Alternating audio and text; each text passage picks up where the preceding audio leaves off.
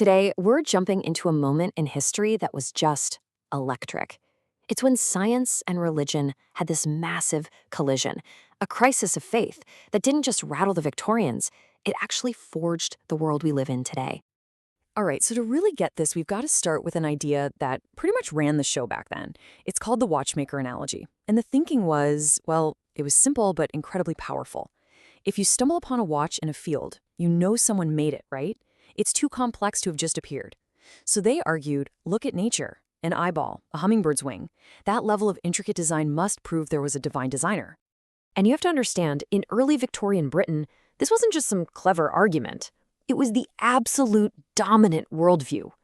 Science wasn't the enemy of faith, far from it. To study the natural world was to get a front-row seat to the genius of God's creation. They walked hand in hand. This whole idea had a name, right? It was called natural theology, and it was the intellectual bedrock of the time.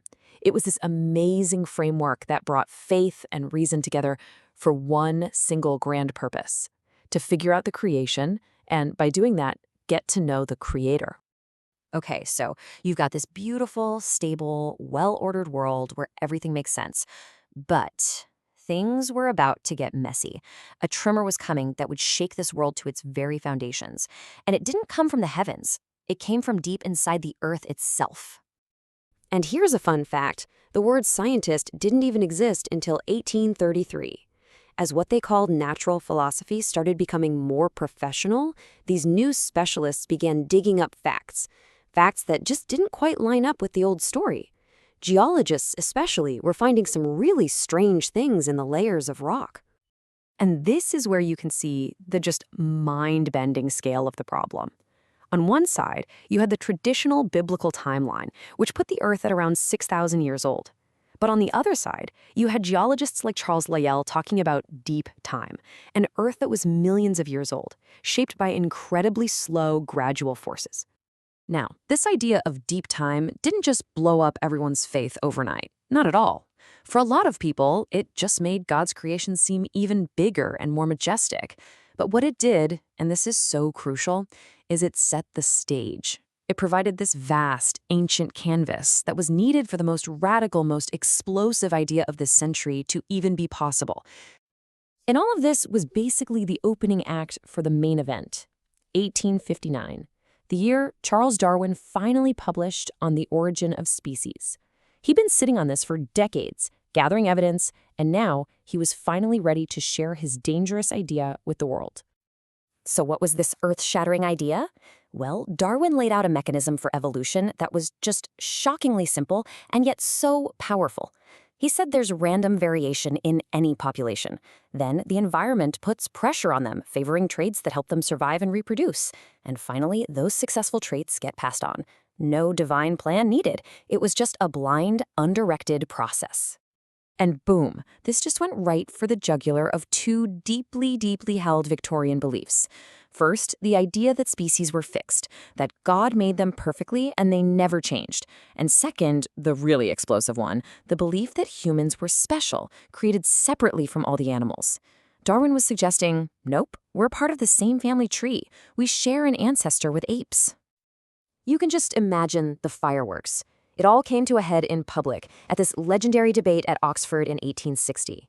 Bishop Samuel Wilberforce, who was a brilliant and witty speaker, tried to just ridicule the whole idea with this now famous sarcastic jab. But standing up for Darwin was the biologist Thomas Huxley, a man they called Darwin's bulldog.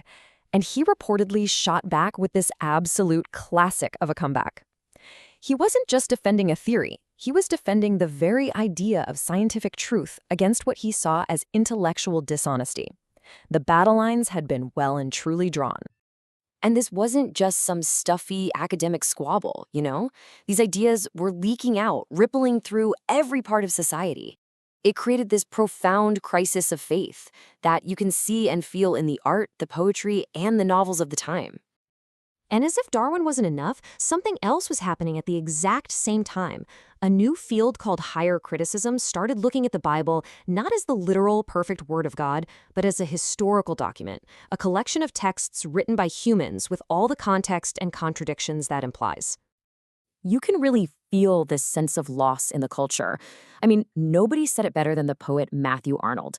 In this incredible poem, Dover Beach, he uses this powerful image of faith as a tide that was once full, but is now pulling back, leaving behind only the melancholy, long, withdrawing roar.